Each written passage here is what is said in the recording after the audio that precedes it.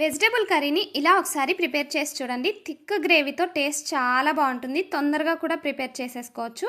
కుక్కర్లోకి biryani spices, జీడిపప్పు, ఎండుమిర్చి వేసుకొని లైట్గా ఫ్రై చేసుకున్న తర్వాత ఒక 3 ఎర్రగడ్డలు, ఒక ఉర్లగడ్డ, ఒక క్యారెట్, 3 టొమాటోలు, 15 బీన్స్, 2 బీట్రూట్ ముక్కలు, బఠానీలు, కొద్దిగా సాల్ట్, వాటర్ని కూడా యాడ్ చేసుకొని జస్ట్ ఒక 1 విజిల్ రానిస్తే చాలు. వెజిటబుల్స్ మెత్తగా ఉడికిపోతాయి.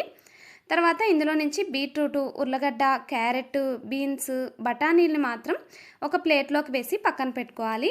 మిగిలిన ఎర్రగడ్డ, టొమాటో మసాలాలన్నింటినీ వాటర్తో పాటు చల్లారాక మిక్సీ పట్టుకొని పక్కన పెట్టేసి మనం ఉడికించుకున్న వెజిటబుల్స్ని ఇలా ముక్కలుగా కట్ చేసి ఆయిల్లోకి వేసి ఒక 2 మినిట్స్ ఫ్రై చేసుకొని ఒక ప్లేట్లోకి తీసి పక్కన పెట్టుకోవాలి. తర్వాత అదే ఆయిల్లోకి పచ్చిమిర్చి, అల్లం వెల్లుల్లి పేస్ట్ని కూడా యాడ్ చేసుకొని పచ్చివాసన పోయేదాకా ఫ్రై చేసుకున్నాక మసాలా పేస్ట్ని కూడా యాడ్ చేసుకుని ఇందులోకే సాల్ట్, పసుపు, కారం యాడ్ చేసి మూత పెట్టి ఆయిల్ పైకి తేలేదాకా మగ్గించుకున్నాక మనం ఉడికించి ఫ్రై చేసి పెట్టుకున్న వెజిటబుల్స్ని కూడా యాడ్ చేసుకొని కొంచెం వాటర్ పోసి కర్రీ దగ్గర పడిన దాకా ఉడికించుకోవాలి.